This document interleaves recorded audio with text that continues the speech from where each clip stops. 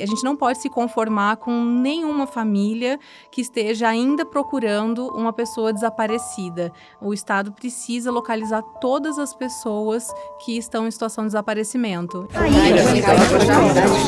Vai começar agora o podcast do MPDFT. Dor, angústia, incerteza, saudade, esperança e fé. Esses são alguns dos sentimentos das pessoas que têm um parente ou um amigo desaparecido. E você sabia, Thalita, que o Distrito Federal ocupa um dos maiores índices de desaparecimentos do país? É verdade, Tayana, infelizmente. Olha, os dados do Anuário Brasileiro de Segurança Pública mostram que foram registrados quase 2.500 casos só em 2022. É um aumento aí de 17% em relação a 2021.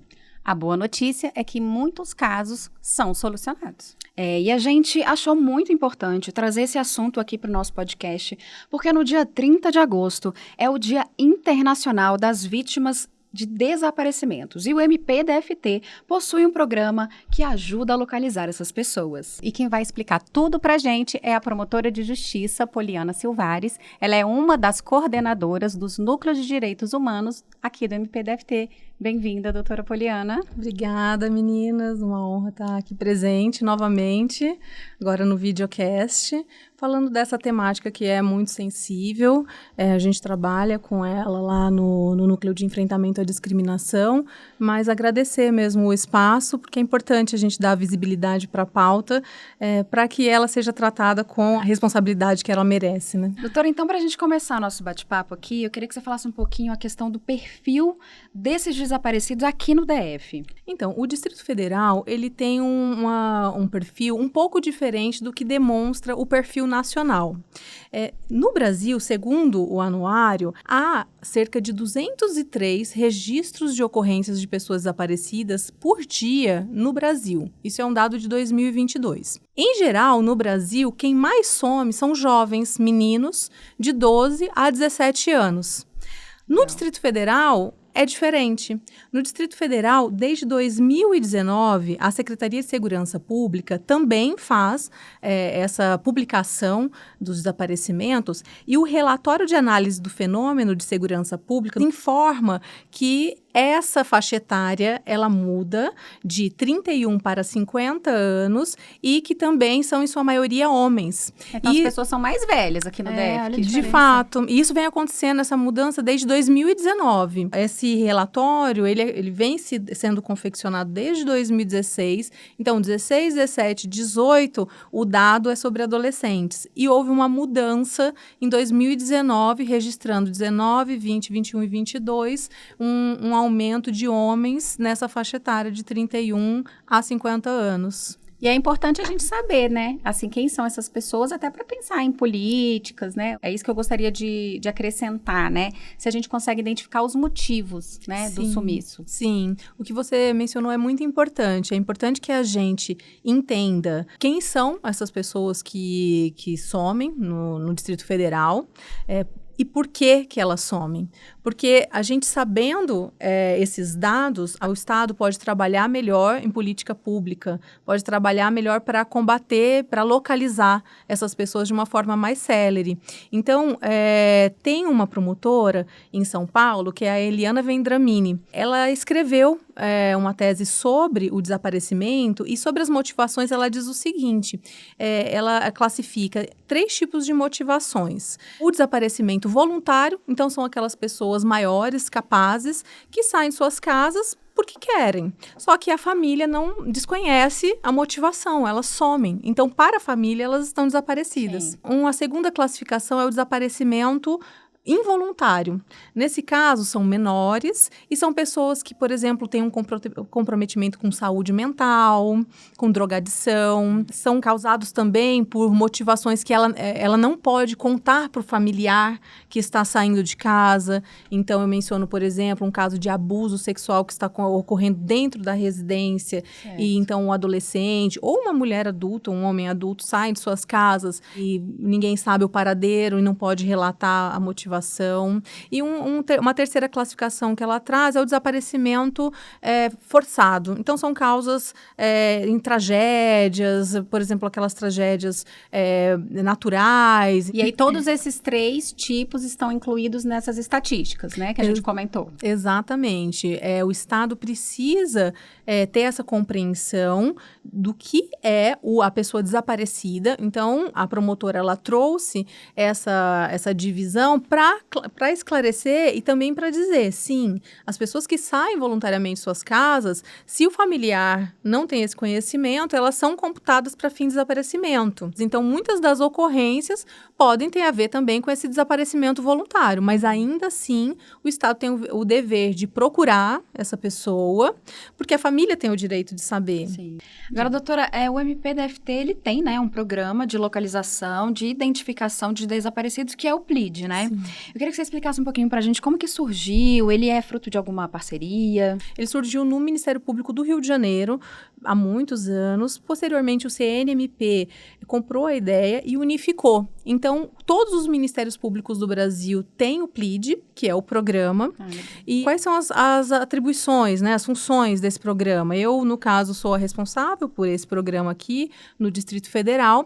E chegando informações para o PLID, nós promovemos algumas diligências, nós vamos entrar em contato com as delegacias para saber como que está o andamento das investigações. E, para além disso, que é muito importante, nós vamos cadastrar o desaparecimento no Sinalid, que é o Sistema Nacional de Localização e Identificação de Desaparecidos.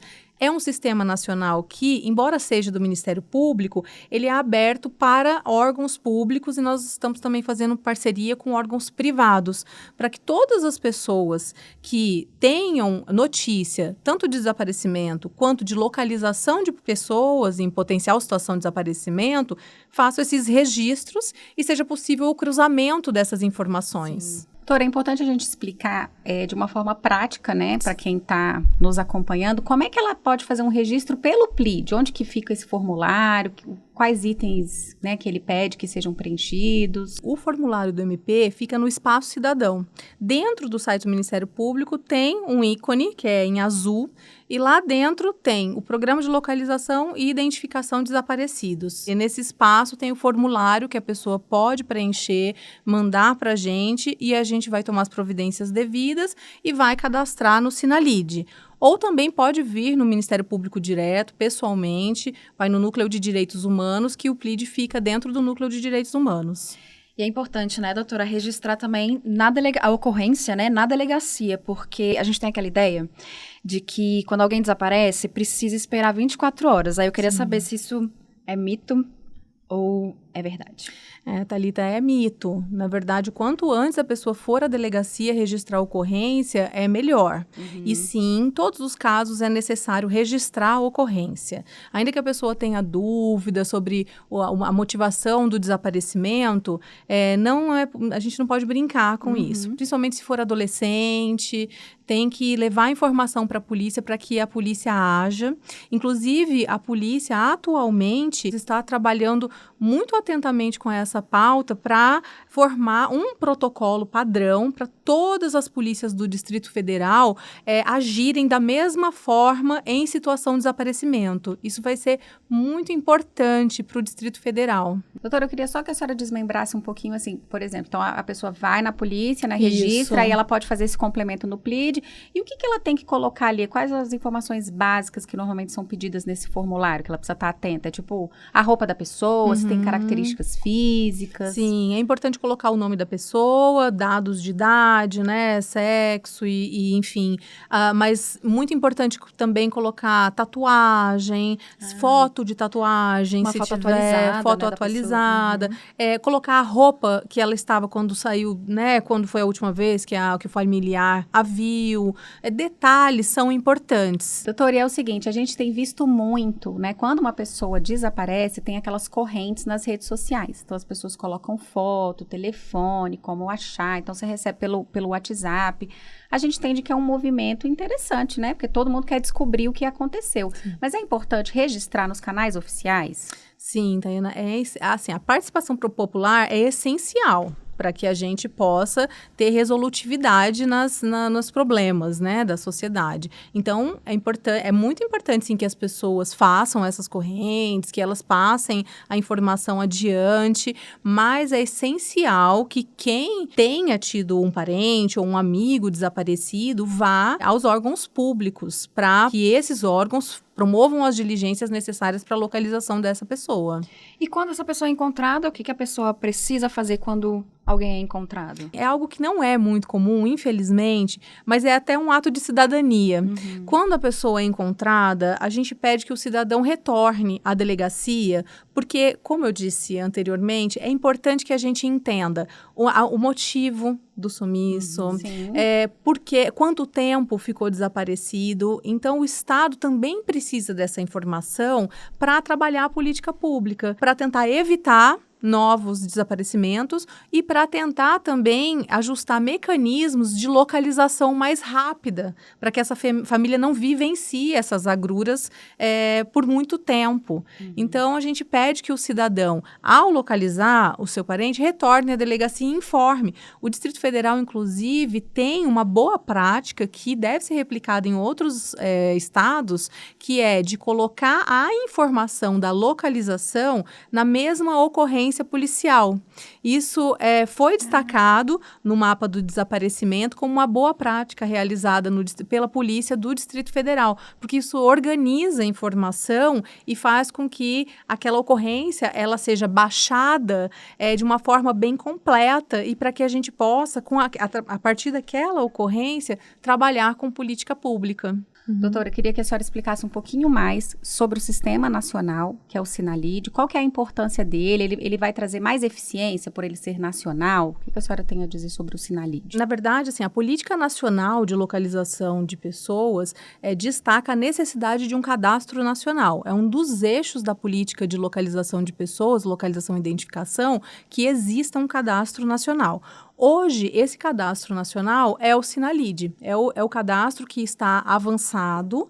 Nós temos como extrair dados muito peculiares desse cadastro, mas para além disso, o que é mais importante é que o cadastro ele permite que os dados de pessoas desaparecidas e os dados de pessoas em potencial situação de desaparecimento sejam cruzadas de forma célere, então forma rápida, para que os familiares ou essa pessoa que está em situação de desaparecimento, elas se encontrem. Então, eu vou dar um exemplo. Um familiar perdeu o seu ente no Distrito Federal, vai até uma delegacia de polícia e registra a ocorrência. O policial vai fazer o registro da ocorrência com todos os detalhes possíveis e vai colocar essa informação no Sistema Nacional.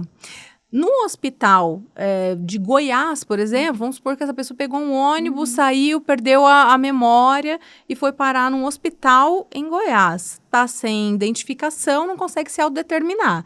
Entrou no hospital, o hospital fazendo o registro no Cadastro Nacional, quem fizer o registro primeiro já vai conseguir cruzar, porque o Sistema Nacional, o Sinalid, ele tem uma inteligência artificial. Ele vai promover o confronto das informações dentro do sistema de uma forma rápida, de uma forma inteligente, né? Doutora, e acho que uma questão aqui para a gente encerrar, né? A gente comentou que a maioria dos casos são solucionados, mas a gente sabe que tem, né, aquele percentual de familiares e amigos que vivem com aquela dor, né, da ausência. Então, a gente queria saber se o Ministério Público tem algum tipo de programa de acolhimento para essas pessoas. O Ministério Público tem um programa, tem um projeto que é o Reconstruir Vidas. Qual que é a finalidade, né, desse projeto? Para além de chamar essas pessoas para dentro do Ministério Público, acolhê-las e ter uma escuta ativa para que a gente possa, né, numa roda de conversa, compreender a situação dela e principalmente compreender a possibilidade de eventuais encaminhamentos para a rede, compreender o que o Ministério Público pode fazer para acelerar essas investigações. É importante também para a gente que essas famílias no Distrito Federal, elas se unam, elas se conheçam, porque a união dessas pessoas uma união organizada, ela pode dar um apoio maior para cobrar a política pública nessa pauta. Então, aqui no Distrito Federal, não há registro de nenhuma associação de familiares, e a gente espera que, agregando essas famílias, a gente possa conseguir que elas mesmas tornem esse contato algo proveitoso para todos, né, para a sociedade. Gente, muita informação de qualidade, muita informação útil para a sociedade, e a gente está chegando ao final desse podcast. Se você quiser saber mais sobre esse assunto de pessoas desaparecidas, você pode entrar lá no site mpdft.mp.br/site/plead, que está bem aqui na sua tela. E lá você encontra todas as informações do projeto, o formulário e tudo que você precisar. Doutora Poliana, a gente queria agradecer a sua presença. Você gostaria de deixar alguma mensagem final? Eu gostaria mesmo de agradecer o convite. E, para mim, é uma pauta que é muito importante a gente tratar. Então, fico muito feliz de a gente poder dar informação para a população, trazer a população para dentro do Ministério Público, saber o que a gente pode fazer, mas saber que a gente tem que fazer muito mais ainda. Porque a gente não pode se conformar com nenhuma família que esteja ainda procurando uma pessoa desaparecida. O Estado precisa localizar todas as pessoas que estão em situação de desaparecimento. E essa é uma luta que depende de muitas mãos e muito esforço. Então, eu agradeço estar aqui falando sobre essa pauta. Com certeza. E é isso. Você acompanhou mais um episódio do MP que a gente conta. Todos os meses, nós vamos trazer um convidado especial para um bate-papo sobre a atuação do MPDFT. É isso. Então, bora lá, gente. Aproveita, curte, compartilha com todo mundo. E não se esqueça, nós estamos no Spotify, no Google Podcast e no nosso canal oficial do MPDFT no YouTube. É isso aí, gente. Até o próximo episódio. Tchau, tchau. Até logo. O MP que a gente conta e você pode contar com a gente.